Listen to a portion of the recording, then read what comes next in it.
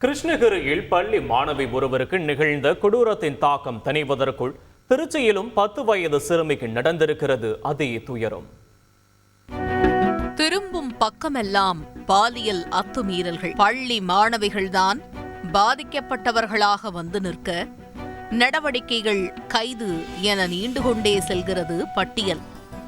கிருஷ்ணகிரியில் NCC camp என சொல்லிவிட்டு மாணவிக்கு நடந்திருக்கும் அந்த துயரச் சம்பவத்தின் தொடர்ச்சியாக திருச்சியில் அரங்கேறி இருக்கிறது அடுத்த பயங்கரம்.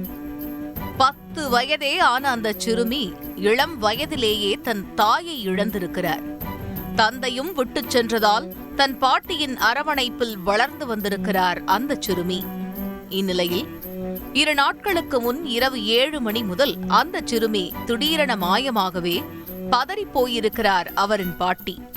பேத்தியை பல இடங்களில் தேடியும் கிடைக்கவில்லை என்பதால் மனமுடைந்து போன அவரிடம் முதியவர் ஒருவர் தில்லைநகர் EB அலுவலகம் அருகே உடலில் காயங்களுடன் சிறுமி நின்று அழுது கொண்டிருப்பதாக தெரிவித்திருக்கிறார்.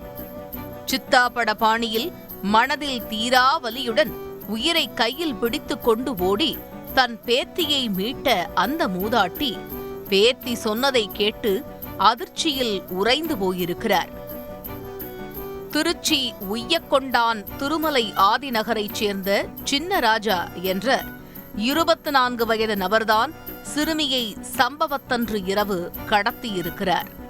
தொடர்ந்து சித்தாப்பட பாணியில் சிறுமியிடம் நாசுக்காக பேச்சு கொடுத்து அவரை பல இடங்களுக்கு பஸ்ஸில் அழைத்து சென்று ஊர் சுற்றி காண்பித்த இவர் இறுதியில் கொள்ளிடம் ரயில்வே பாலத்தின் கீழே வைத்து விடிய விடிய சிறுமியை பாலியல் வன்கொடுமை செய்திருக்கிறார்.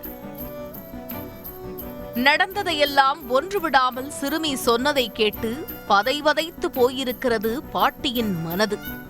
உடனே போலீசில் புகார் அளிக்கப்பட்டு அதன் பேரில் கொள்ளிடம் ஆற்றுப்பாலத்திற்கு விரைந்த போலீசார் ஆற்றில் இருந்து இளைஞரின் ஆடைகளை கைப்பற்றியிருக்கின்றனர். சிறுமிக்கு நேர்ந்த இந்த அவலம் மாவட்டத்தையே அதிரச் செய்திருக்கிறது. சம்பவம் குறித்தான விசாரணையை முடுக்கிவிட்டு குற்றவாளியை விரைவில் கைது செய்யக் கோரி திருச்சி கமிஷனர் உத்தரவிட்டதன் பேரில் இளைஞரை சிதம்பரத்தில் வைத்து போலீசார் கைது செய்திருக்கின்றனர். இந்த சம்பவத்தில் கைது நடவடிக்கையின் போது தப்பி ஓட முயன்று கீழே விழுந்ததில் இளைஞருக்கு கால் முறிவு ஏற்பட்ட நிலையில் அவரை போலீசார் மருத்துவமனையில் அனுமதித்து தீவிர விசாரணை நடத்தி வருகின்றனர். என்னதான் பிள்ளைகளை பொத்தி பொத்தி பாதுகாப்பாக வளர்த்தாலும் இதுபோன்றவர்களிடம் சிக்கிக்கொள்ளும் பிஞ்சுகளை காக்க சட்டத்தை கடுமையாக்க வேண்டும் என்பதே அனைவரின் விருப்பமும்.